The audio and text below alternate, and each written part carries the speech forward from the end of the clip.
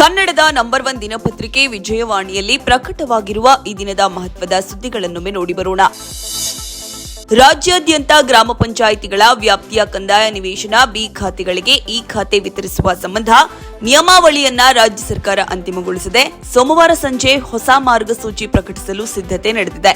ಅಂದುಕೊಂಡಂತೆ ಪ್ರಕ್ರಿಯೆಗಳು ನಡೆದರೆ ಮುಂದಿನ ಬಹುಕಾಲದಿಂದ ಬಾಕಿ ಇರುವ ಸಮಸ್ಯೆಗೆ ಶೀಘ್ರವೇ ಪರಿಹಾರ ಸಿಗಲಿದೆ. ಈ ಕುರಿತ ವಿಶೇಷ ವರದಿಗೆ ಮುಖಪುಟ ನೋಡಿ. ಸಾಮಾಜಿಕ ಮತ್ತು ಶೈಕ್ಷಣಿಕ ಸಮೀಕ್ಷೆ ಮೂಲಕ ಧರ್ಮ ಜಾತಿಯನ್ನು ಒಡೆಯಲಾಗುತ್ತಿದೆ ಎಂಬ ಆರೋಪ ಪ್ರತ್ಯಾರೋಪಗಳ ನಡುವೆಯೇ ಭಾನುವಾರ ಸಿಎಂ ಸಿದ್ದರಾಮಯ್ಯ ಅವರ ಸಮ್ಮುಖದಲ್ಲಿ ಮತ್ತೊಮ್ಮೆ ಪ್ರತ್ಯೇಕ ಲಿಂಗಾಯತ ಧರ್ಮದ ಕಹಳೆ ಮೊಳಗಿತು. ಸಿದ್ದರಾಮಯ್ಯ ಮೊದಲ ಬಾರಿ ಸಿಎಂ ಆಗಿದ್ದ ವೇಳೆ ಜನ್ಮ ತಾಳಿದ ಧರ್ಮಯುದ್ಧ ಸಾಕಷ್ಟು ಚರ್ಚೆಗೆ ಗ್ರಾಸವಾಗಿ ತೆರೆಮರೆಯಲ್ಲಿ ತಣ್ಣಗಾಗುತ್ತಿದ್ದಂತೆ ಕಂಡಿತು. ಆದರೆ ಭಾನುವಾರ ಅರಮನೆ ಮೈದಾನದಲ್ಲಿ ಆಯೋಜಿಸಲಾಗಿದ್ದ ಬಸವ ಸಂಸ್ಕೃತಿ ಅಭಿಯಾನದ ಸಮಾರೋಪದಲ್ಲಿ ಪ್ರತ್ಯೇಕ ಧರ್ಮದ ಕೂಗು ಪ್ರತಿಧ್ವನಿಸಿತು. ಈ ಸುದ್ದಿಗೆ ಇಂದಿನ ಸಂಚಿಕೆ ಓದಿ. ಸಾಮಾಜಿಕ ಶೈಕ್ಷಣಿಕ ಸ್ಥಿತಿಗತಿಯ ಸಮೀಕ್ಷೆಯ ಆಶಯ ಕುರಿತ ಜಿಜ್ಞಾಸೆಗಳ ನಡುವೆಯೇ ರಾಜ್ಯದ ವಿವಿಧೆಡೆ ಜನಗಣತಿ ಬೇಡದ ವಿಚಾರದಿಂದ ಸದ್ದು ಮಾಡ್ತಾ ಇದೆ. ಈ ಸುದ್ದಿಗೆ ಇಂದಿನ ಸಂಚಿಕೆ ಓದಿ.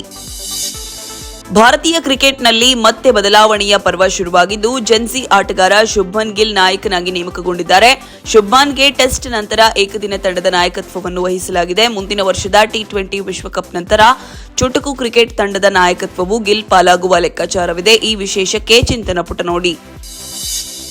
ಪಶ್ಚಿಮ ಬಂಗಾಳದ ಉತ್ತರ ಭಾಗದಲ್ಲಿರುವ ಮಿರಿಕ್ ಮತ್ತು ಡಾರ್ಜಿಲಿಂಗ್ ಬೆಟ್ಟಗಳಲ್ಲಿ ಶನಿವಾರ ರಾತ್ರಿಯಿಂದ ಭಾರೀ ಮಳೆ ಸುರಿದಿದ್ದು ಪ್ರವಾಹ ಪರಿಸ್ಥಿತಿ ಸೃಷ್ಟಿಯಾಗಿದೆ ಹಾಗೂ ಹಲವೆಡೆ ಭೂಕುಸಿತ ಉಂಟಾಗಿದೆ. ಈ ಸುದ್ದಿಗೆ ದೇಶ ವಿದೇಶ ಪುಟ ನೋಡಿ. ಕ್ರಿಪ್ಟೋ ಕರೆನ್ಸಿ ಬಿಟ್ಕಾಯಿನ್ನ ಬೆಲೆ $1.25 ಲಕ್ಷ ಗೇರಿದ್ದು ಸಾರ್ವಕಾಲಿಕ ಗರಿಷ್ಠ ಮಟ್ಟ ತಲುಪಿದೆ. ಈ ಸುದ್ದಿಗೆ ಮನಿ ಮಾತು ನೋಡಿ.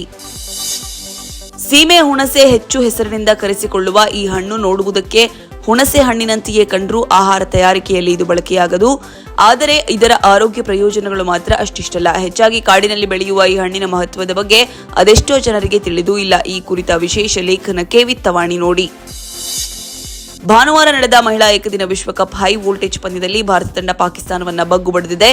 88 ರನ್ಗಳ ಅಂತರದಿಂದ ಮಹಿಳಾ ತಂಡ ಪಾಕಿಸ್ತಾನವನ್ನ ಮಣಿಸಿದೆ. ಈ ಸುದ್ದಿಗೆ ಕ್ರೀಡಾಪುಟ ನೋಡಿ.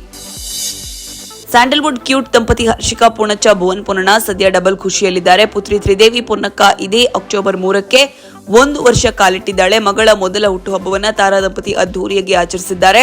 ಸ್ಯಾಂಡಲ್ವುಡ್ ಖ್ಯಾತ ನಟರಾದ ರಮೇಶ್ ಅರವಿಂದ್, ಗಣೇಶ್, ನಿರ್ದೇಶಕ ಯೋಗರಾಜ್ ಭಟ್, ನಟಿಯರಾದ ಜಯಮಾಲಾ, ಸುಧಾರಾಣಿ, ಮಾಲಾಶ್ರೀ, ತಾರಾ ಅನುರಾಧ, ಪ್ರಿಯಾಂಕಾ ಉಪೇಂದ್ರ, ಆರಾಧನಾ ರಾಮ್, ಪ್ರಣೀತಾ ಸುಭಾಷ್, ಶ್ರುತಿ ಹಾಗೂ ರಾಜಕೀಯ ಕ್ರೀಡೆ ಸೇರಿ ವಿವಿಧ ಕ್ಷೇತ್ರದ ಗಣ್ಯರು ಆಗಮಿಸಿ ತ್ರಿದೇವಿಗೆ ಶುಭ ಕೋರಿದ್ರು. ಈ ಸುದ್ದಿಗೆ ಉಲ್ಲಾಸ ನಮಸ್ತೆ ಬೆಂಗಳೂರು ನೋಡಿ. ಇವಿಷ್ಟೇ ಅಲ್ಲ, ಮುಂಜಾನೆ ಮಾತು, ಅಂತರಂಗ, ಭವಿಷ್ಯ, ಮನೋವಿಕಾಸದ ಕಾಲಂಗಳು, ಕ್ರೀಡೆ, ಸಿನಿಮಾ, ದೇಶ ವಿದೇಶಗಳ ಭರಪೂರ ಸುದ್ದಿಗಳ ವಿಶೇಷಗಳಿಗಾಗಿ ವಿಜಯವಾಣಿ ಓದಿ.